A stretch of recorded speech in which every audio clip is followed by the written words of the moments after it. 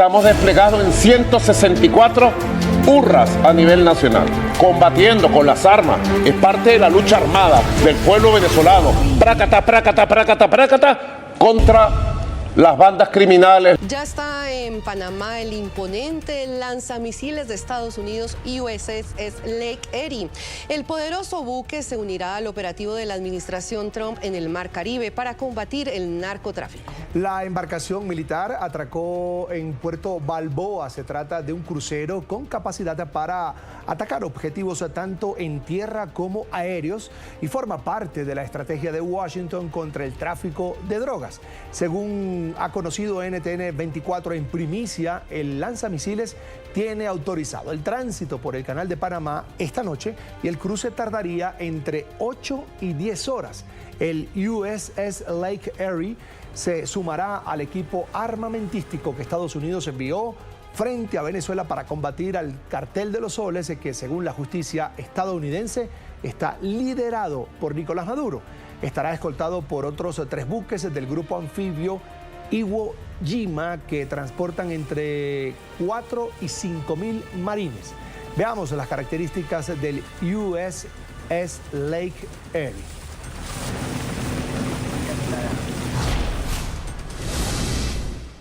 El USS Lake Erie es un crucero de guerra de la Armada de Estados Unidos equipado con misiles guiados. Su sola presencia en el mar refleja poder y tecnología de combate, ya que fue diseñado para enfrentarse a amenazas aéreas, marítimas y submarinas.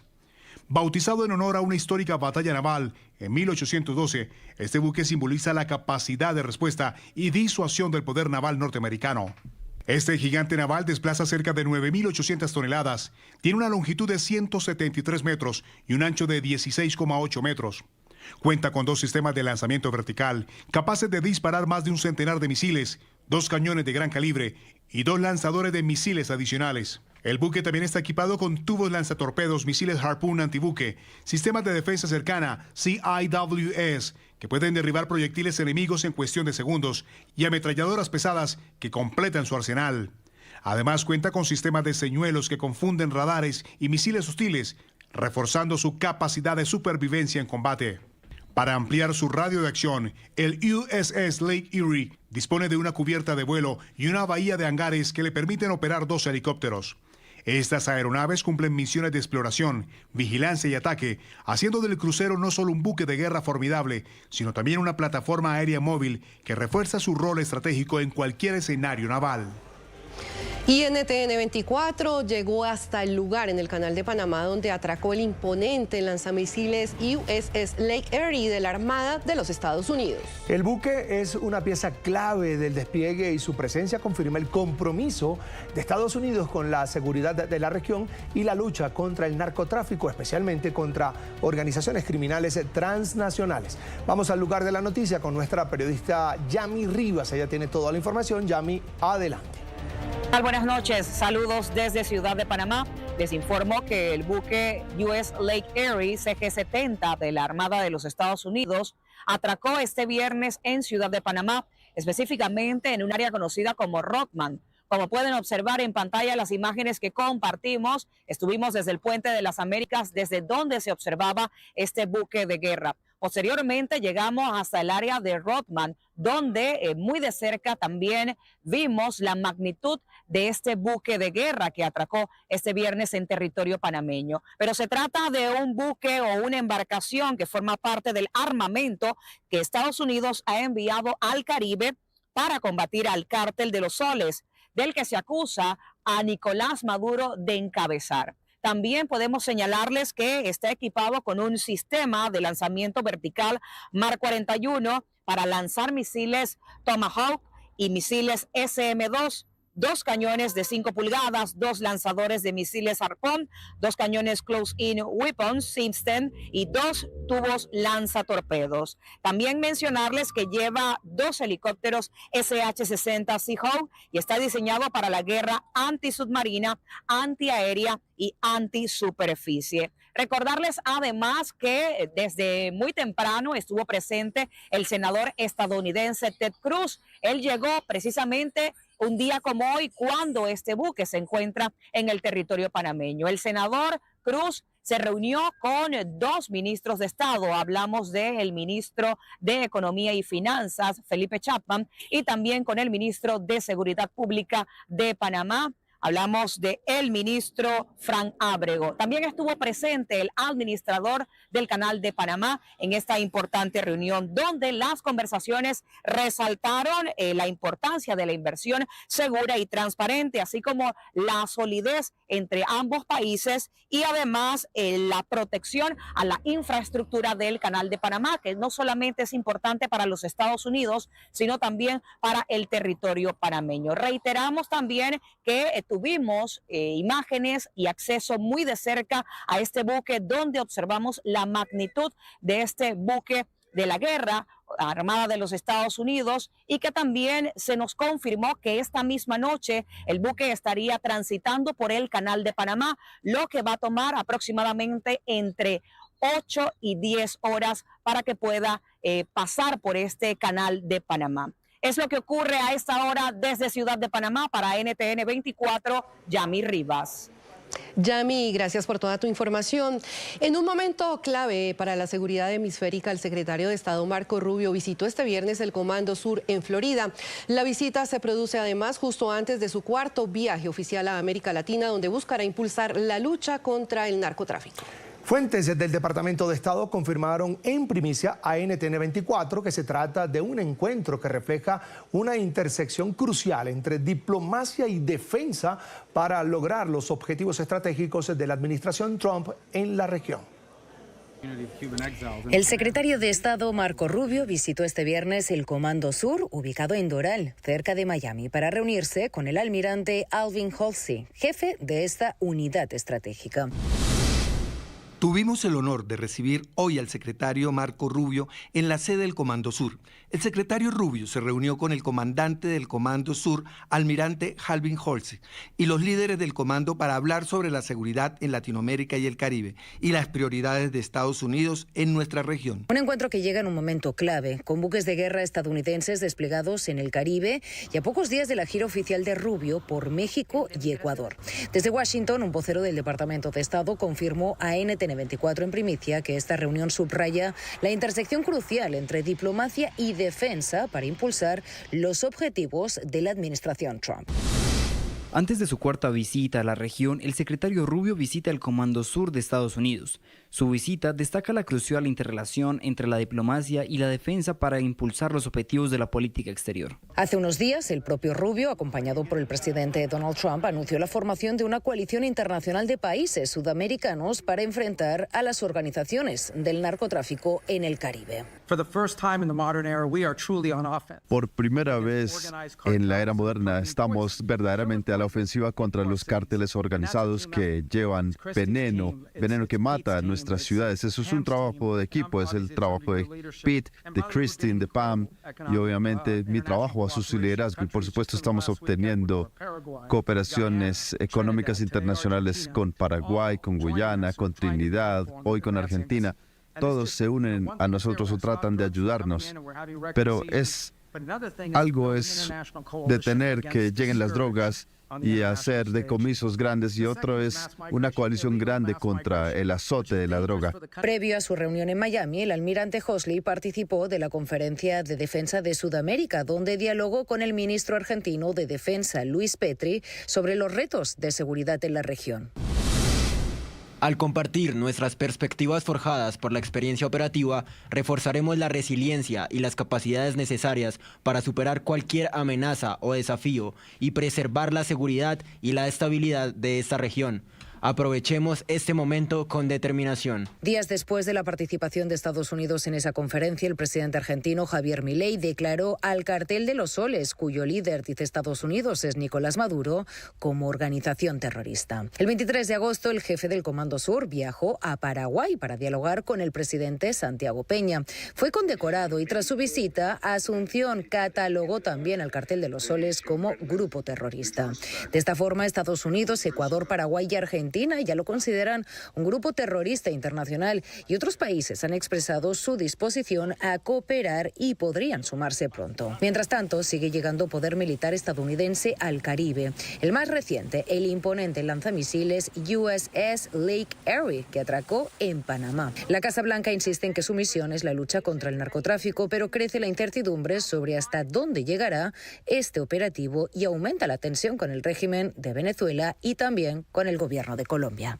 La última vez que Marco Rubio estuvo aquí en las oficinas del Comando Sur fue el pasado 7 de febrero para debatir las prioridades en América Latina y el Caribe y la seguridad regional.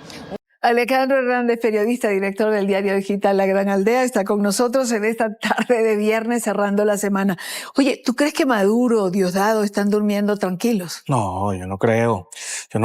Y es importante aclarar que hay mucha desinformación al respecto, ¿no? Porque hay muchos operadores comunicacionales, propagandistas, lobbyanalistas, etcétera, que pretenden desestimar lo que está pasando. Lo importante es, no caer en los extremos, ni caer en el chantaje de la invasión, la guerra y no sé qué, ni tampoco pensar que no está pasando nada. No, sí está pasando, están pasando muchas cosas. El golpe que representa para el régimen venezolano que haya un despliegue militar contra el narcotráfico en el Caribe es importante. Es importante a nivel de recursos. El régimen de Maduro recibe miles de millones de dólares al año.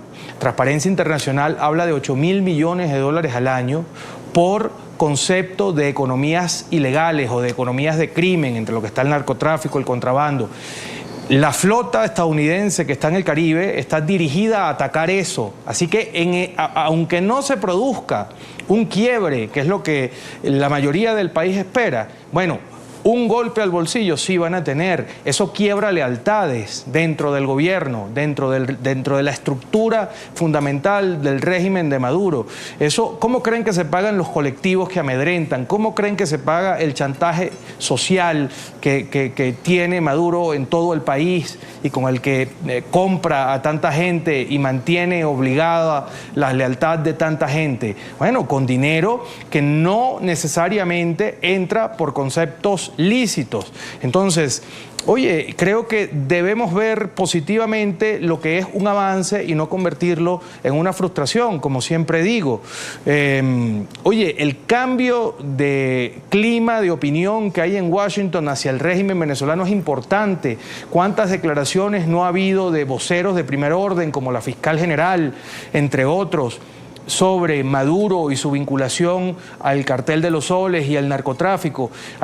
Yo siento que tenemos que hacer un esfuerzo por valorar las cosas en su justa dimensión y por no caer en esta estrategia, en esta narrativa del gobierno de desinformación y de propaganda, porque lo que busca es desmoralizar a la gente. Si no llega a haber esa incursión de la que nadie ha hablado, entonces Maduro va a salir con la demagogia de siempre a decir que resistieron, que mordieron el polvo, que se retiraron, que no sé qué. No nos hagamos eco de eso. Valoremos las cosas, busquemos gente confiable para informarnos, análisis fidedignos, vean NTN 24, visiten La Gran Aldea. Es decir, busquen fuentes de información confiables para no caer en los estragos que quiere generar la propaganda y los intereses que están alrededor del régimen. Creo que es un buen punto, además, para cerrar ese tema, porque quiero tomarme unos minutos para hablar precisamente de La Gran Aldea, un medio que Alejandro dirige, que ha cumplido 6 años y que no escapa de las presiones y de las vicisitudes a las que ha sido sometido el periodismo venezolano, el que tuvo que reinventarse para poder sobrevivir, el que tuvo que buscar nuevos derroteros para poder seguir adelante. Y ese ha sido el caso de La Gran Aldea. No ha sido fácil. No ha sido fácil llevarlo adelante durante 6 años. No ha sido nada fácil, pero ha sido muy satisfactorio. Y creo que estamos en el fondo muy orgullosos de haber logrado llegar hasta acá, porque creo que han sido los últimos 6 años han sido probablemente los más duros que ha tenido el periodismo venezolano en mucho tiempo.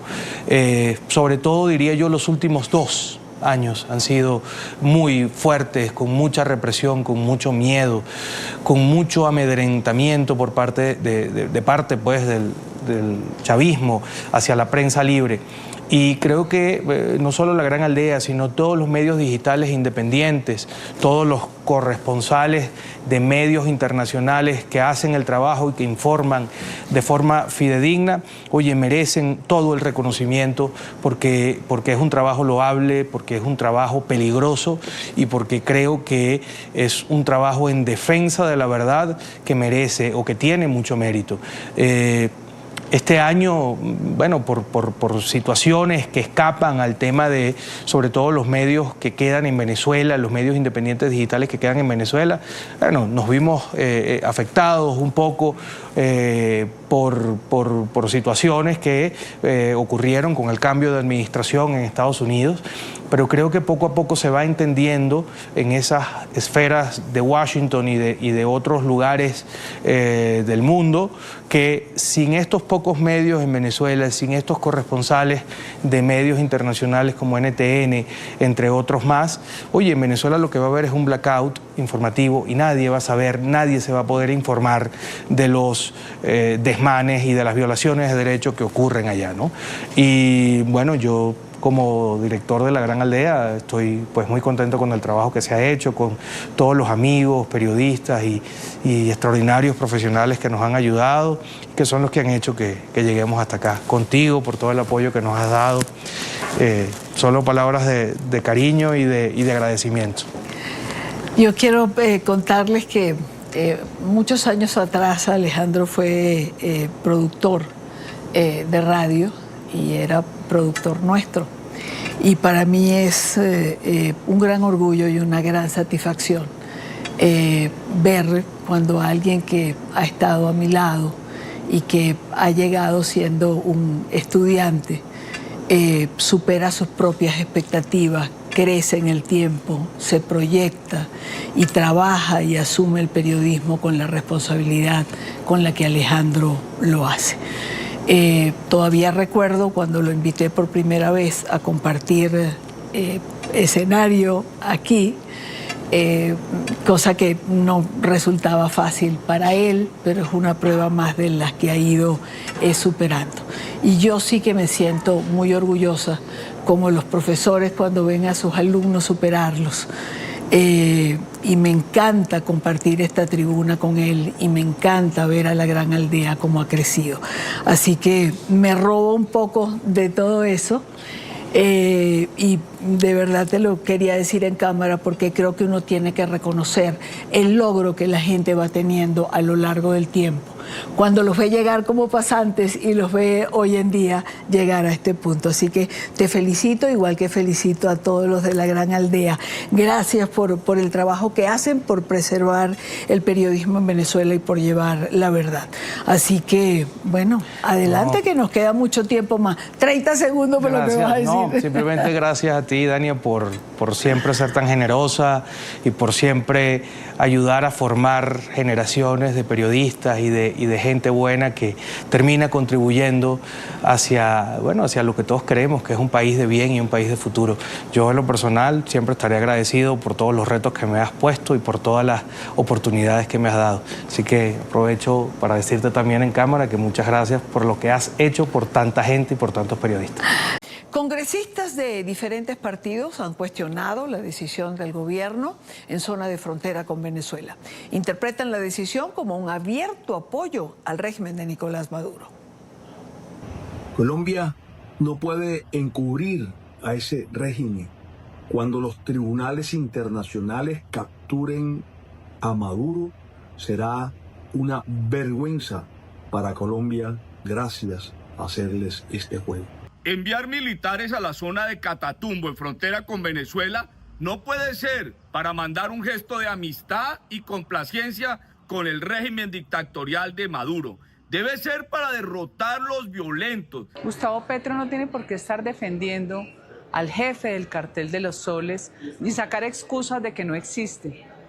No puede convertirse en cómplice, o ya lo es. En Camundí, en el Cauca, en el Guaviare, se necesita un despliegue de seguridad. Espero, presidente, que no se demore lo mismo. Marta Lucía Ramírez fue vicepresidenta de Colombia, fue canciller de la República y fue ministra de la Defensa. Quiero saludarla en la tarde de hoy, Marta Lucía. Bienvenida, gracias por acompañarnos. Muy buenas tardes, Idania. Un abrazo a toda la audiencia de ustedes en NTN 24. ¿Tiene sentido este despliegue militar anunciado por el presidente Petro? Que bueno, uno no sabe a ciencia cierta de cuántos soldados es que estamos hablando, o si es que ya están en la frontera o forman parte de otro operativo, pero lo cierto es que lo anunció, ¿no? Bueno, pues se está hablando de mandar 25.000 soldados y el anuncio que ha hecho Diosdado Cabello es de mandar 15.000 soldados, en total 40.000 soldados, y aquí pues realmente uno piensa que no hay sino dos escenarios. Uno, que van a terminar inventándose en algún momento una confrontación entre los soldados venezolanos y los colombianos, en cuyo caso estaríamos realmente en una situación muy difícil, porque una confrontación en la frontera significaría que habría que mandar más tropas a la frontera, y en ese momento entonces podría Gustavo Petro decir: estamos en un estado de conmoción, y eso sería fatal porque vemos que hay muchísimo riesgo de que nos quieran aplazar las elecciones del 2026. O el otro escenario, Idania, que es igualmente perverso, es que terminen entonces obligando a nuestros soldados a coadyuvar la posición de los soldados venezolanos ante cualquier acción que desarrolle toda esta marina que ha desplegado Estados Unidos en el Caribe venezolano. Porque al final del día sabemos que eso es una amenaza seria, que es realmente una fuerza disuasiva que está dispuesta a frenar totalmente la salida del narcotráfico que viene de Colombia, que se procesa porque ya también hay laboratorios en Venezuela y que mandan hacia los distintos mercados del mundo, empezando por el mercado norteamericano. De tal manera que en ese caso, pues nuestros soldados estarían en una situación totalmente absurda, y es llegar a coadyuvar a un ejército de un dictador que ha estado involucrado con el narcotráfico por décadas y que además sabemos que ya es declarado por parte de Estados Unidos como un grupo terrorista narcotraficante. Entonces la fuerza pública de Colombia jamás puede ponerse del lado de una fuerza ilegítima porque está hoy comandada por un dictador. Entonces realmente es una situación difícil, que vamos a ver realmente cómo evoluciona, pero acá no tengo ninguna duda que esto es simplemente una manera de desafiar a Estados Unidos, porque está empeñado el presidente de Colombia en un desafío a Estados Unidos a ver si logra romper relaciones, me imagino yo, y al fin del día creo que por fortuna Estados Unidos no le ha cogido la caña, como se dice coloquialmente. Estados Unidos tiene claro que una cosa es la posición de Colombia, del pueblo colombiano, de las instituciones colombianas, los militares, los policías, la inteligencia, la justicia colombiana, y otra es la posición del presidente Petro, que él quiere, por razones ideológicas, históricas, económicas, no sabemos cuántas más, estar al lado de Maduro. Pero el resto de los colombianos queremos estar al lado del Estado de Derecho, de la lucha contra la corrupción, de la defensa de nuestra democracia, porque sabemos cuánto ha sufrido Venezuela, y lo que más anhelamos es que el pueblo venezolano vuelva a ver la luz de la libertad muy pronto. Y por otro lado, Marta Lucía, Colombia tiene un ejército reconocido, sólido, preparado, mientras que del otro lado hay un ejército cuyos generales están asociados al narcotráfico. Y insisto, ¿por qué poner en esa posición colaboracionista al ejército colombiano? Pues por lo que estoy diciendo, sí. Idania, no tengo ninguna duda que en esto lo que quiere hacer el presidente de Colombia es mostrar su incondicionalidad para con Nicolás Maduro, y entonces uno ahí se hace muchas preguntas. ¿Por qué tanta incondicionalidad si ha sido ya declarado como un grupo terrorista el Cartel de los Soles?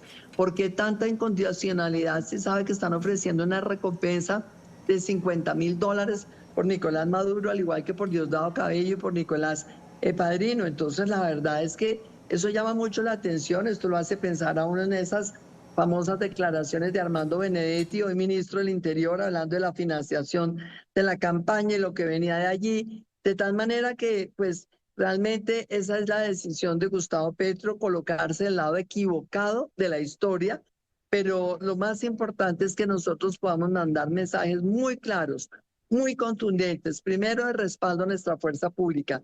La fuerza pública colombiana no puede terminar contaminada por el narcotráfico hasta los tuétanos, como están las fuerzas militares y la Guardia Nacional venezolana. Segundo, estar muy atentos, porque realmente si llegara a desatarse cualquier enfrentamiento en la frontera, esto significaría que el presidente de Colombia está mandando a nuestros militares como carne de cañón a una situación cruenta que ellos no tienen por qué afrontar. Los militares colombianos están obligados a respetar la Constitución colombiana y las leyes que les dicen que su misión es la protección de los colombianos, la seguridad de nuestro país, la defensa ante cualquier agresión externa, la protección de la soberanía y de la democracia de Colombia. Eso es lo que tienen que hacer las fuerzas militares. No tienen por qué acudir en apoyo de ningún ejército extranjero y menos de un ejército comandado por un dictador calificado como narcotraficante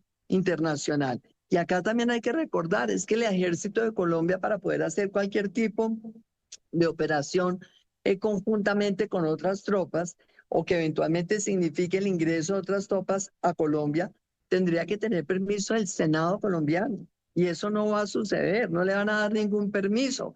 Por eso es que sí hay que analizar realmente el riesgo que tiene Colombia eventualmente de que quieran generarnos una confrontación en la frontera, con este pretexto mandar más ejército de Colombia a la frontera, dejar desprotegido el resto del país, el suroccidente colombiano, dejar desprotegida Bogotá, Cali, Medellín, volver a sacar todos esos criminales que acompañaron al petrismo durante la campaña presidencial en la primera línea y tratar de repetirnos la faena de noviembre del 19 y de abril del 21. Todo eso puede suceder. Tenemos que estar preparados para eso y es muy importante que en este momento toda la institucionalidad colombiana se active. La Corte Suprema de Justicia, la Corte Constitucional, la Procuraduría, porque hay que impedir cualquier acto que signifique violentar la doctrina militar y las obligaciones constitucionales y legales de los militares colombianos o que signifique poner deliberadamente en riesgo la soberanía colombiana, porque sabemos que deliberadamente el gobierno de Gustavo Petro debilitó a las fuerzas militares de Colombia. Es que, Dania, mientras que se ha crecido el narcotráfico y supuestamente el informe de diciembre del 24, cuando salga, vamos a estar alrededor de 330.000 hectáreas sembradas en coca. Por Dios, eso es una barbaridad. Eso sería más de 3.000 toneladas de coca producidas por esta siembra en Colombia. De tal manera entonces que mientras que se ha aumentado el narcotráfico, se han aumentado los grupos terroristas y toda esta red transnacional del crimen organizado, porque es que acá sabemos que está el cartel de los soles, pero también está el Tren de Aragua exportado por Venezuela hacia América Latina y hacia el propio Estados Unidos, está el ELN, están las FARC, disidencias de las FARC que sabemos que es lo mismo, está el Clan del Golfo, o sea, una cantidad de grupos criminales peligrosos que se han aliado con otros criminales, por ejemplo en Brasil, por ejemplo en Chile. Veamos el deterioro enorme que está sufriendo hoy por hoy Chile, que ha sido un país siempre con tanta estabilidad, y todo esto lo que nos indica a nosotros es que tenemos un riesgo muy grande acá en Colombia y que toda la institucionalidad tiene que activarse para evitar que se cometa cualquier acto arbitrario que signifique poner de carne de cañón a nuestros soldados y terminar defendiendo lo totalmente indefensable como es a Nicolás Maduro frente a Estados Unidos. Es que fíjense que hoy decía Gustavo Petro que cualquier latinoamericano que tenga dignidad tiene que rechazar esta amenaza de Estados Unidos con todo el despliegue que hay naval en el Caribe venezolano. Pero al contrario, cualquier latinoamericano con dignidad, cualquier latinoamericano responsable que esté pensando en el futuro de los niños de América Latina tiene que rechazar la dictadura de Maduro, tiene que actuar para que esa dictadura se caiga cuanto antes, no solamente para proteger al pueblo venezolano, sino para proteger a toda nuestra región de lo que significa toda esta criminalidad organizada que hoy están en el narcotráfico, en la minería ilegal, todo lo que sacan de Venezuela, de todos nuestros países, el oro, el coltan, todo lo que está sucediendo en materia de minería ilegal, destruyendo totalmente el medio ambiente, toda nuestra diversidad, pero también están involucrados en los negocios de tráfico de personas, de trata de personas, trata de mujeres, trata de niños. O sea, esto es una cosa muy grave para América Latina, en donde sin duda el foco de la producción de coca en Colombia, auspiciado durante el gobierno de Gustavo Petro, y por supuesto el foco del transporte de cocaína ya procesada desde Venezuela hacia todos los mercados del mundo, generan una fuente de ingresos muy grande para que todos estos criminales estén queriendo tomar control territorial en buena parte de nuestro hemisferio. Es Marta Lucía Ramírez, gracias por habernos acompañado estos minutos en NTN 24. Con muchísimo gusto, Dania, un abrazo para ustedes y bueno, acá firmes en denunciar todo lo que amenace a Venezuela, Colombia. Ojalá que Estados Unidos en esta operación disuasiva de tanta envergadura logre el resultado que se ha propuesto, que esas recompensas que han ofrecido por Nicolás Maduro logren de obligar a alguno de los que están cercanos a él para que lo quieran entregar, o lo logren también que él mismo se dé cuenta que no tiene ninguna salida distinta a entregarse, negociar lo que sea, pero que salga de Miraflores, porque ese es un palacio que tiene ocupado de una manera vil, de una manera totalmente ilegítima, ilegal, y necesitamos por los venezolanos y por los colombianos y por toda América Latina que Venezuela vuelva a acariciar la luz de la libertad. Y Dania, 1.000.000 de gracias a ustedes y a toda su audiencia. Un abrazo. A usted, un abrazo igual para usted. Bueno, Antonio, estamos cerrando una semana, como decía al comienzo, plena de información en relación a este despliegue que está haciendo Estados Unidos frente a las aguas del Caribe. Y me llama la atención que, digamos que en el transcurso de estos días, siempre hay como un elemento nuevo que se agrega, digamos, a la coreografía o a la escenografía que se está montando en aguas del Caribe. ¿Frente a qué estamos? Estamos frente a una presión que lleva la administración Trump después de haber declarado al Cartel de los Soles como una amenaza a la seguridad nacional, cuando lo clasificó como una organización terrorista global, y que Nicolás Maduro es la cabeza del Cartel de los Soles. Por lo tanto, hay una secuencia de llegar hasta el Caribe Sur, viéndolo desde Estados Unidos, donde la fiscal ha dicho que Maduro ha sido y va a ser presentado, ante la justicia de los Estados Unidos. Ayer la vocera dijo que tiene un indictment ya en Nueva York ante un gran jurado.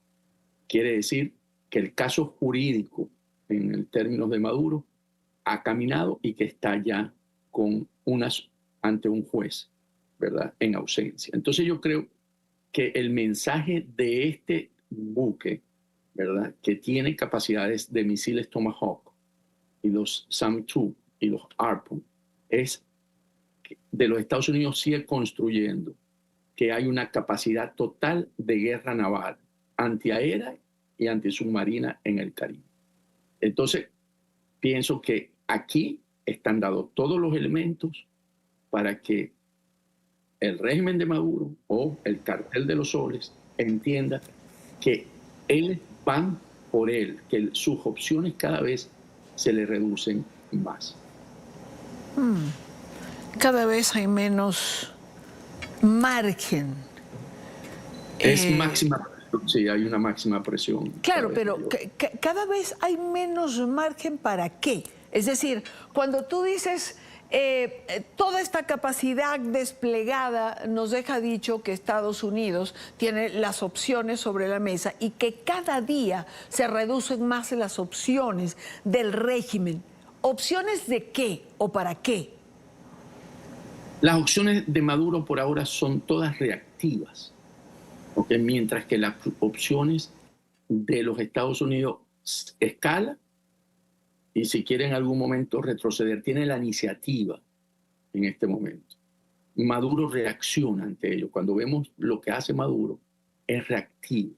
Y eso, ¿verdad? Por supuesto, eso le crea a Maduro una situación en la que internamente, ¿verdad? Y aquí tenemos que irnos a eso que vimos el 28 de julio y vimos en las elecciones posteriores al 28 de julio, gobernadores y Asamblea Nacional, en la que el 75-80% de la familia militar, igual en la parte civil, están buscando un cambio en Venezuela. Esto respalda a todos aquellos dentro de las Fuerzas Armadas que quieren un cambio para terminar de construir y de dar el paso que se requiere, que es de una vez Maduro sale del poder. Por eso el argumento de que no es un presidente, sino un jefe de un cartel, es lo que permite para la justicia de los Estados Unidos y para los países que están apoyando hoy, ¿verdad? Las fuerzas que hoy están unidas ante esta organización terrorista global, de poder sacarlo del poder. Y aquí es importante verlo, Idania. Los venezolanos somos los que lo vamos a sacar y lo que tienes ahorita es todo un respaldo desde el punto de vista militar para poder acometer esa tarea.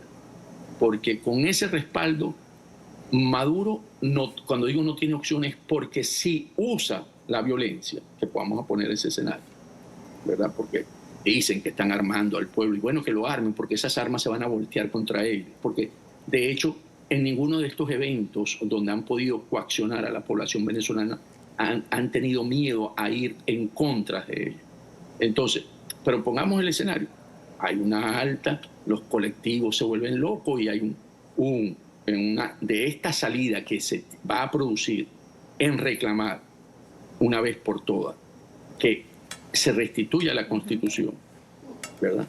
En ese momento, toda esa capacidad que está ahí, con un presidente como el mundo ya constituido, ¿verdad?, puede invitar a apoyarnos porque no hay poder de fuego de este lado y por eso está toda la capacidad instalada. Yo lo veo como una fuerza de retaguardia, ¿verdad?, que una vez instalado el gobierno puede actuar libremente porque sería una intervención y no una invasión.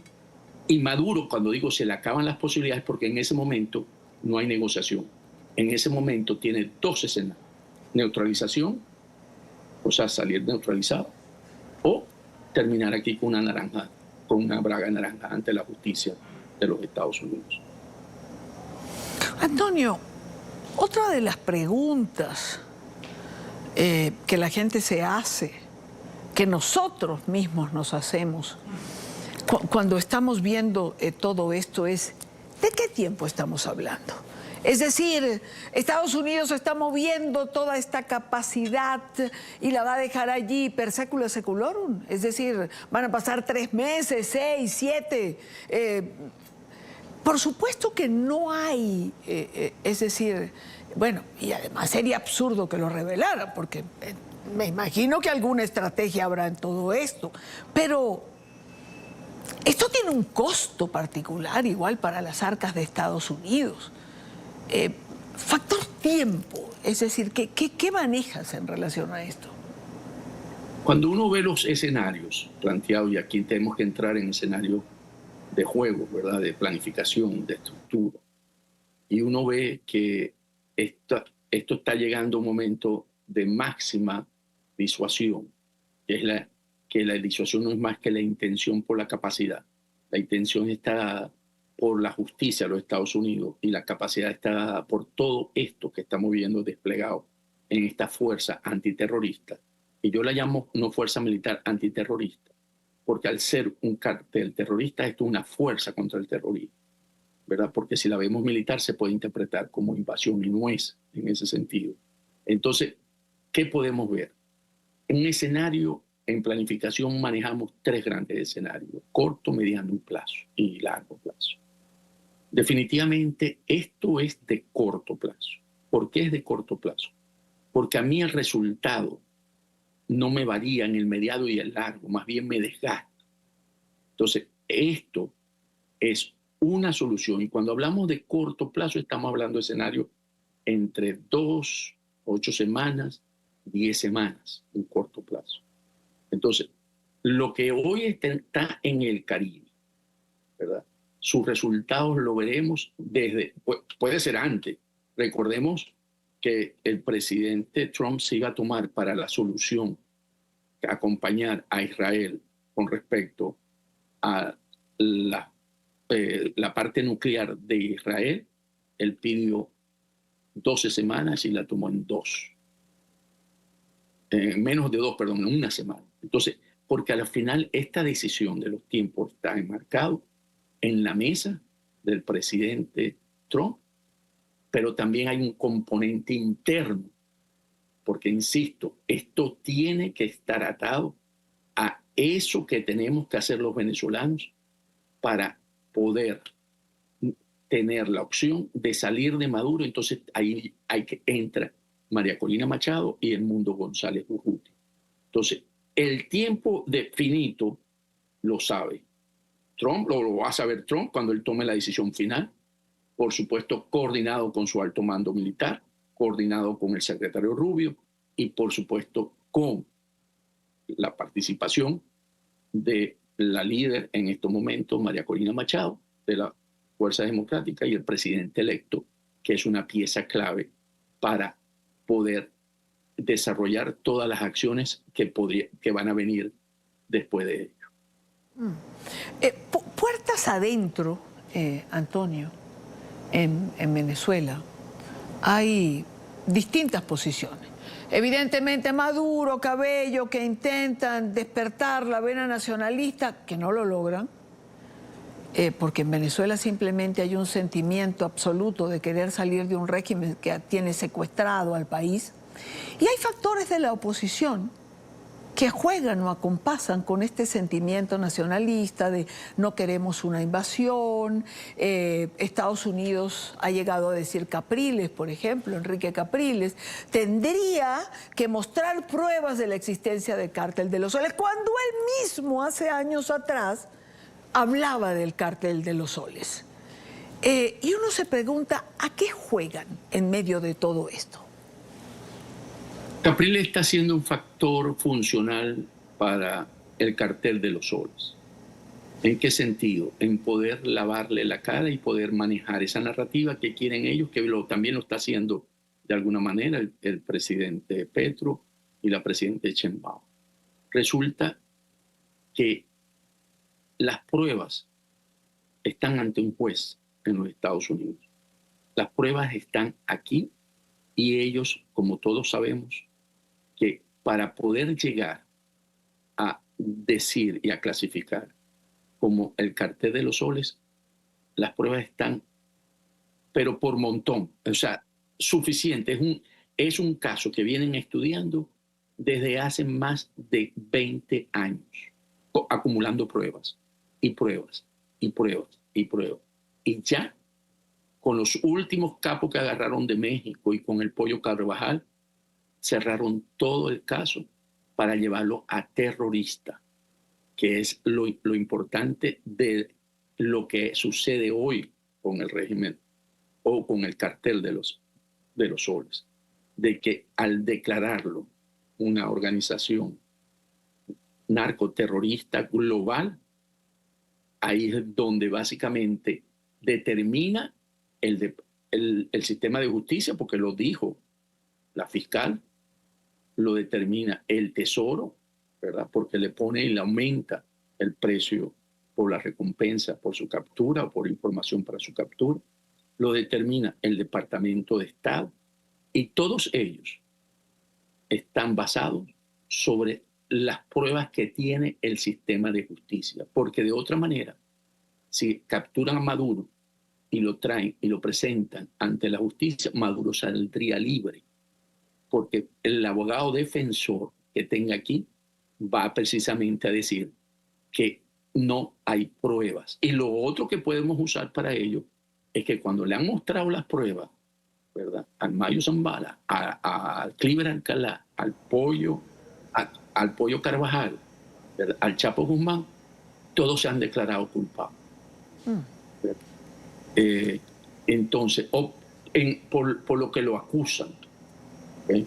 Entonces, y ahí, cuando son acusados por narcoterroristas, han dicho que sí, ¿verdad? Han aceptado tanto el Pollo Carvajal como esa causa que aceptó, claro. ¿Cómo se llama? Cliver Alcalá. Me queda un minuto, Antonio. ¿Cómo te imaginas los próximos días? Los próximos días van a ser de mucha tensión en Venezuela para el sector del cartel de los soles, porque no confían en nadie, no deben estar durmiendo para nada.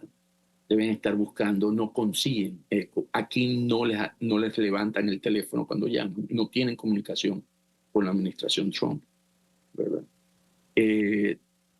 Tenemos que, en el parte interna de Venezuela, coordinar las acciones necesarias para acompañar esa capacidad que hay enfrente de las costas venezolanas.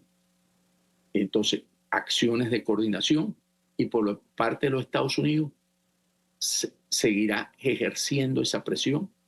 Escuché que posiblemente la próxima semana salga el indictment de Maduro, y eso le generaría todavía más presión, y todos aquellos que dicen que no lo creen, después de eso no van a poder tener ninguna excusa. Y recordemos que próximamente el secretario de Estado va a México para hablar con la presidenta Sheinbaum, y se tratará a Venezuela con toda seguridad. Y en Ecuador es un aliado, y sin embargo, bueno, pero aquí lo importante es México. Entonces yo creo que los mismos aliados que hoy tiene Maduro cada vez van a ir, cuando le presenten los casos, desvinculándose de Maduro. Entonces yo creo que cada vez se debilita más, y por eso digo, cada vez se le va cerrando menos las opciones a Maduro. Seguimos en el programa La Noche. El contrapunteo del presidente de Colombia, Gustavo Petro, con el representante republicano de los Estados Unidos, Carlos Jiménez, comenzó cuando Diosdado Cabello insinuó o dijo que hay una cooperación militar entre el gobierno de Colombia y ellos. Y obviamente lo que más irritó fue negar que existiera el cartel de los soles. El cartel de los soles es una organización criminal que el Departamento de Justicia de los Estados Unidos ha seguido armando un caso, el caso conocido como el Cartel de los Soles. Comenzó todo esto en el 2019 y en el 2020. Testimonios de colaboradores y disidentes de muy alto perfil del chavismo son quienes han entregado la información, testimonios muy explosivos, han confirmado todo ese tema de la red corrupta y criminal enquistada en la cúpula de la dictadura venezolana, de esa tiranía, las informaciones de todos esos testigos que, como decimos, son personas que han estado cerca precisamente al chavismo y han operado dentro del chavismo, develaron cómo esta estructura traficaba drogas producidas por organizaciones como el grupo terrorista de las FARC de Colombia, Estados Unidos, Europa, con ayuda de cárteles mexicanos. Hay diferentes testigos, uno de ellos ha sido crucial, el Pollo Carvajal, quien fue el jefe de seguridad de las fuerzas del chavismo, y luego en el primer periodo con Nicolás Maduro, hasta que decidió irse, decidió desertar y decidió contarle al mundo lo que pasaba. Estuvo en España, habló con la Audiencia Nacional, incluso informó sobre la cooperación de este cartel de los soles y el régimen de Venezuela con las FARC y el ELN. ¿Qué es el Cartel de los Soles realmente? Valentina Lares es reconocida periodista de investigación, jefe de redacción del portal informativo Armando Info, y la hemos llamado precisamente para que nos haga ese recuento de dónde nace toda la sospecha y cómo se va confirmando en el tiempo la existencia del Cartel de los Soles. Valentina, gracias por estar con nosotros. Bienvenida. Hola, gracias a ti y muchas gracias por la invitación. Pues mira, el Cartel de los Soles efectivamente es un fenómeno bastante peculiar, del cual se escucha en Venezuela desde finales de los años 90, ¿no? Un poco en forma de leyenda urbana, de tráfico y microtráfico de droga en varias partes del país, hasta que hay, digamos, la primera denuncia formal que se hace sobre el Cartel de los Soles. La hace un periodista del estado Monagas que denuncia precisamente a un jefe de la Guardia Nacional por tráfico de droga en la zona, y lamentablemente ese periodista aparece muerto 2 días después. Habló al momento de hacer su denuncia de la existencia del Cartel de los Soles, hablaba en ese momento y trató de introducir algunas pruebas ante la justicia venezolana de la existencia de un cartel en el que participaban miembros de la Guardia Nacional, pues en el trasiego, ¿no? En el transporte de droga por territorio venezolano. Esa es como la primera, digamos, gran o más notoria mención al Cartel de los Soles como tal.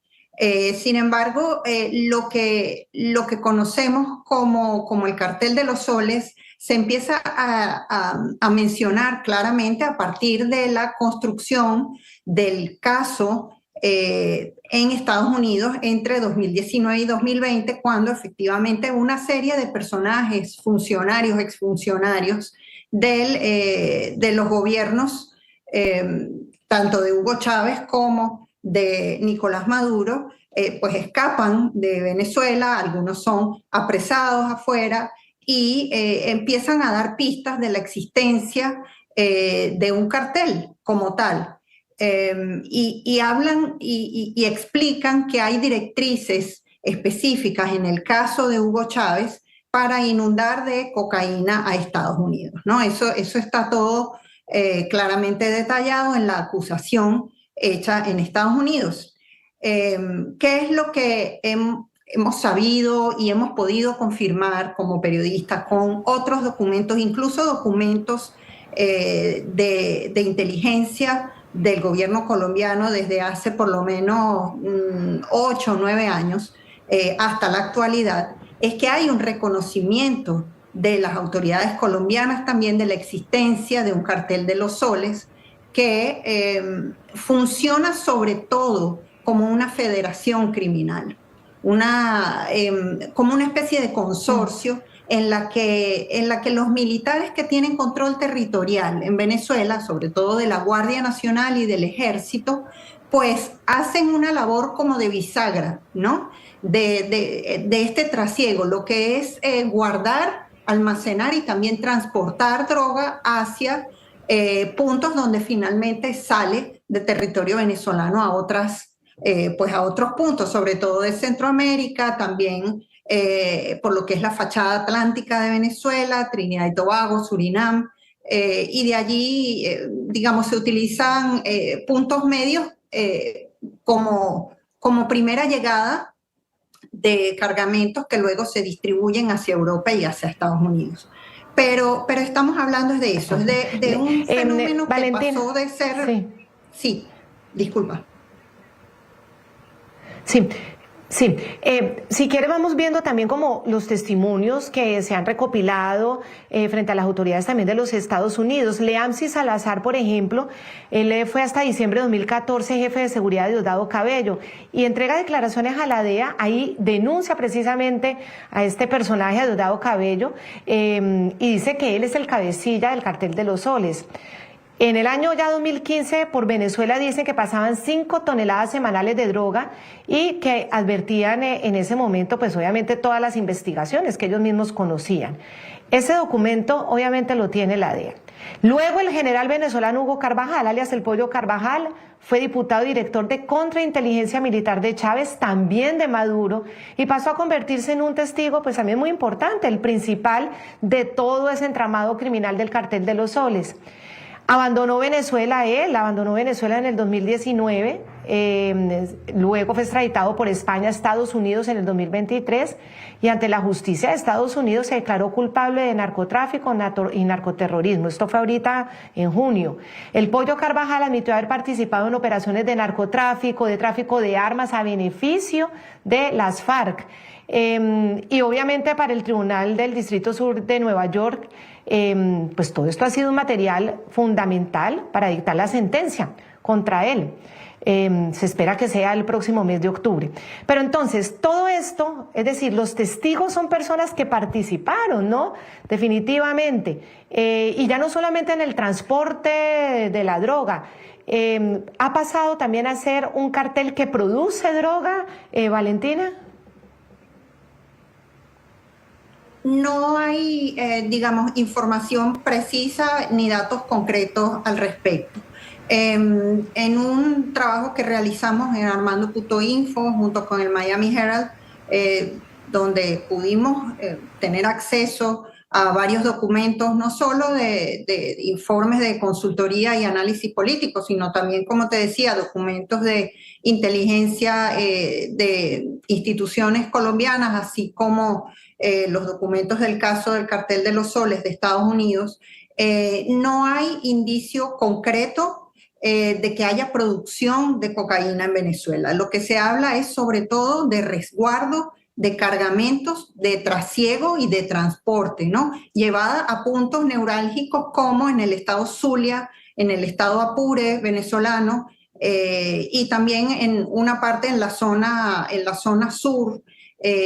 A partir de allí se empuja el cargamento a través de los ríos, a través del Orinoco, también por supuesto a través de pistas clandestinas en estos estados para la movilización de droga, sobre todo por esta vía fluvial que te digo y también por vía aérea, ¿no? Se supone y se señala que hay una complicidad también muy fuerte del Estado venezolano precisamente para el permiso para este tipo de vuelos y también como para permitir la existencia de estos funcionarios sin que sean perseguidos por la justicia. O sea, estamos hablando de una red en la que tanto participan y sobre todo participan militares con control territorial en Venezuela, pero se ha expandido pues también a funcionarios del sistema judicial venezolano para resguardar de alguna forma todo ese almacenaje y transporte de cocaína que entra sobre todo por la zona del Catatumbo, el Catatumbo compartido, ¿no? Entre Colombia y Venezuela.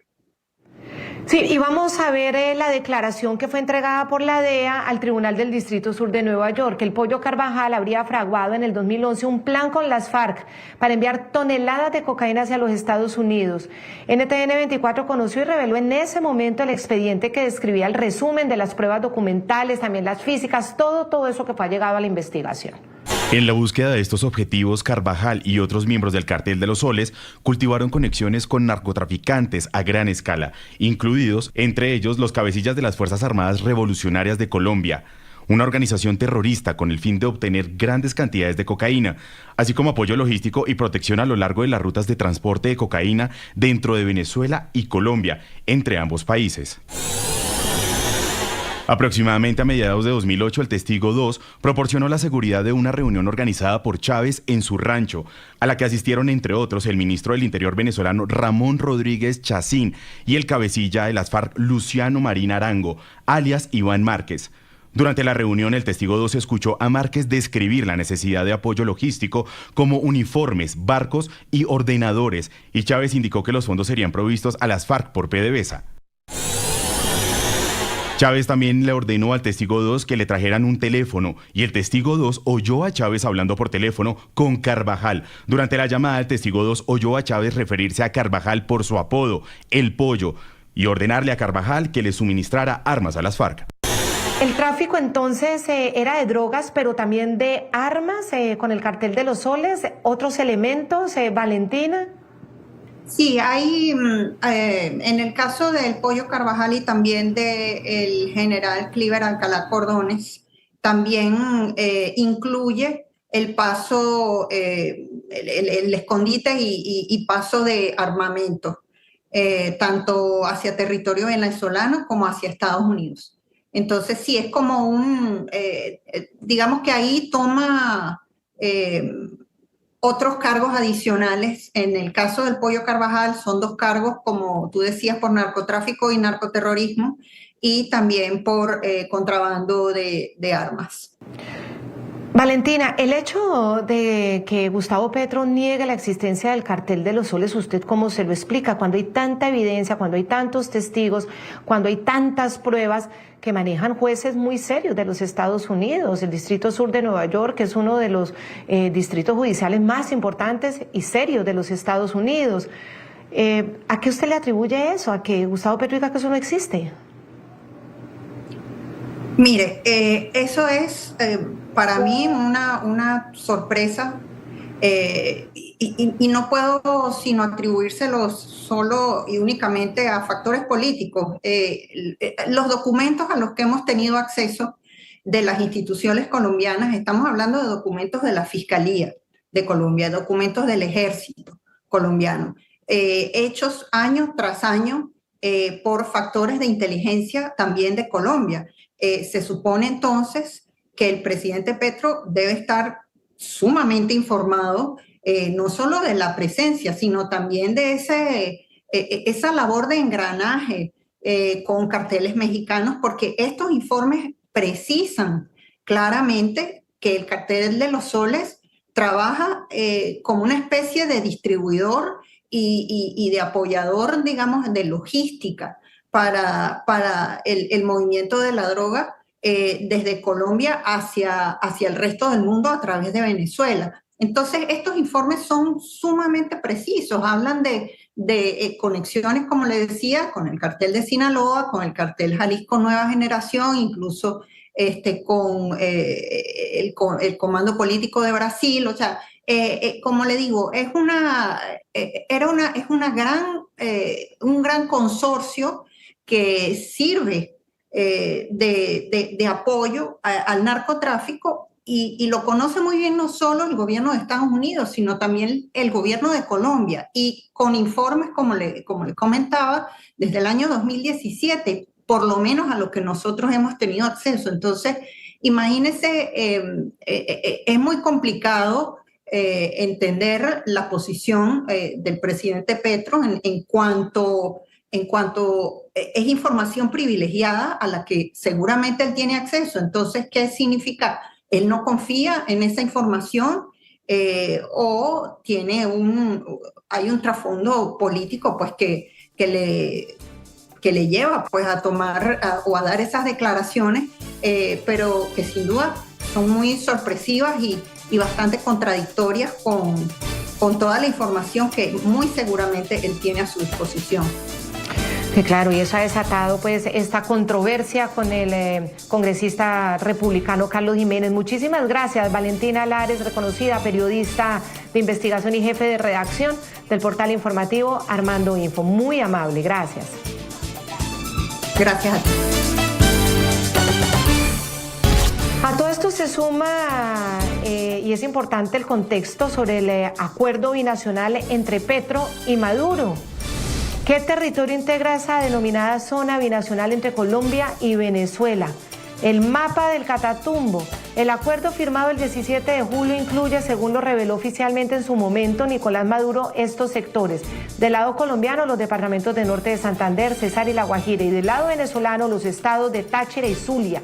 De acuerdo con la información divulgada por la misma presidencia de Colombia, el memorando no crea obligaciones vinculantes, su vigencia será de 5 años, que se podrán prorrogar, Y lo importante para resaltar es que en norte de Santander está esa región del Catatumbo, zona que en el año 2023 alcanzó 43.867 hectáreas de cultivos de hoja de coca, según la ONU cuando hace y entrega su informe del monitoreo.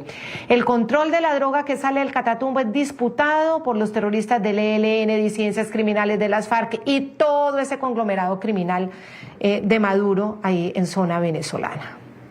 El presidente ha ordenado un refuerzo operacional especial de la operación Relámpago del Catatumbo y la ha ampliado hasta el estado Táchira con la zona de paz número 1 y ha ordenado en una primera fase un despliegue de 15.000 hombres y mujeres.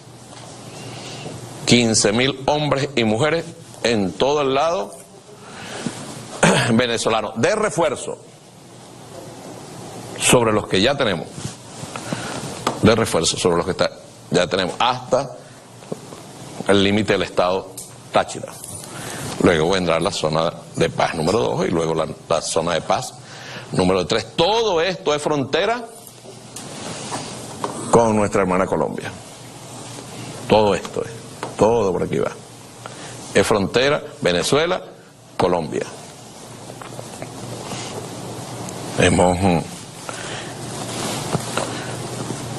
Este despliegue ya está comenzando. Estamos aquí y ya está comenzando. Con este refuerzo especial incluye medios, tropas, aviación, despliegue fluvial, drones para el resguardo de nuestra frontera. 15.000 hombres que saldrán. Pedimos pues al gobierno colombiano, quien ha estado colaborando, que el lado colombiano hagan lo propio para asegurar la paz en todo el eje, para desalojar a quien quiera radicarse para cometer delitos en la zona de la frontera. Cuento Diario. Este logro ha sido destacado por el ministro de Justicia y Seguridad Pública, Gustavo Villatoro, quien ha señalado que hasta la fecha el país registra, escuchemos todos, 999 días sin asesinatos.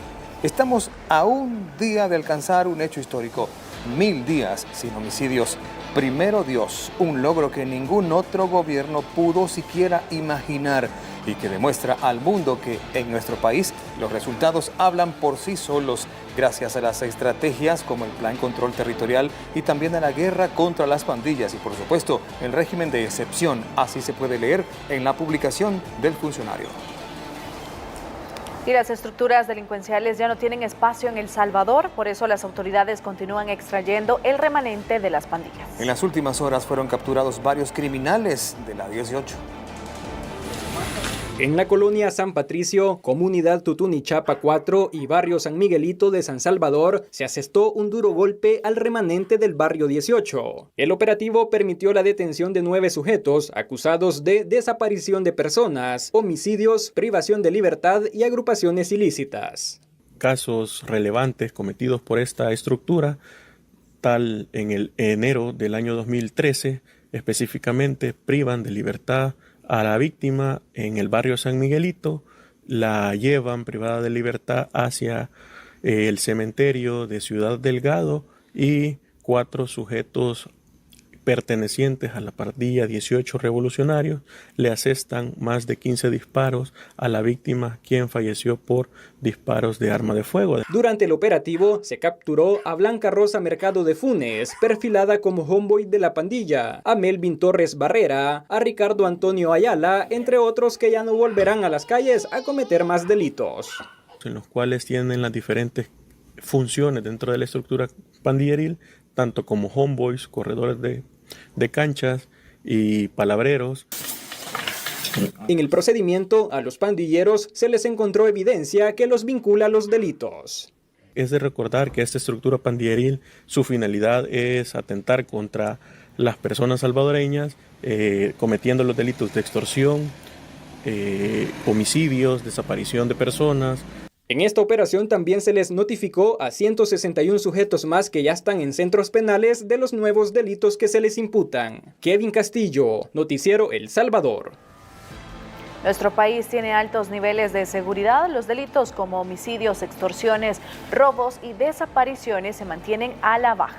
De hecho, ahora el territorio es controlado por las autoridades y no por las pandillas. Eso permite que las familias puedan vivir en paz, tranquilidad y que sus comunidades florezcan. El analista Aldo Álvarez está destacando esto y la importancia del rumbo que ha tomado El Salvador. La población lo que está percibiendo es que tenemos otro país completamente distinto, ¿verdad? Un país que está floreciendo en temas económicos, en temas culturales, la gente se siente segura, la gente aprecia y más vivir en El Salvador, invertir en El Salvador, trabajar en El Salvador. Ya no es la lógica de andar emigrando, de querer irse para escapar de la violencia y para escapar de la exclusión, sino que al contrario, ahora creo que es más gente la que quiere regresar a su país que la que se quiere ir.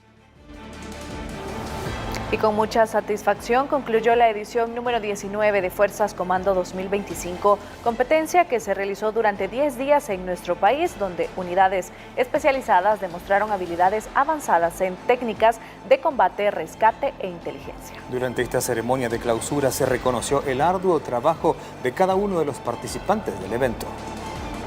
Unidades, vista al frente. Durante la competencia se puso de manifiesto el liderazgo, la disciplina, resistencia física y mental de cada uno de los participantes de equipos de operaciones especiales de 16 países del continente americano. El Salvador se posicionó en el tercer lugar, demostrando un desempeño sobresaliente en operaciones de alta precisión. Cada equipo participante ha dejado en alto el nombre de su país, la intensidad de las pruebas, la exigencia física y mental y el profesionalismo con el que cada uno ha competido nos recuerdan que estamos ante hombres verdaderamente excepcionales.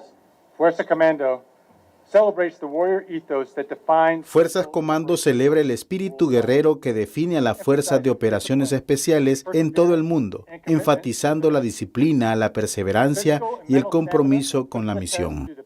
Además de medir la capacidad de reacción de cada una de las fuerzas especiales, se busca continuar incentivando a las nuevas generaciones a luchar por el compromiso de la misión. Y con la mirada puesta en el futuro, que lo vivido aquí inspire nuestras futuras misiones y que el espíritu de unidad que nos ha acompañado estos días se mantenga firme. La organización de la Fuerza Armada de El Salvador demostró las capacidades que tiene el país para ser un gran anfitrión en este tipo de competencias élite. Agradezco también a nuestra Fuerza Armada, cuyo esfuerzo y dedicación hicieron posible este evento. Su labor fue clave para el éxito de esta competencia.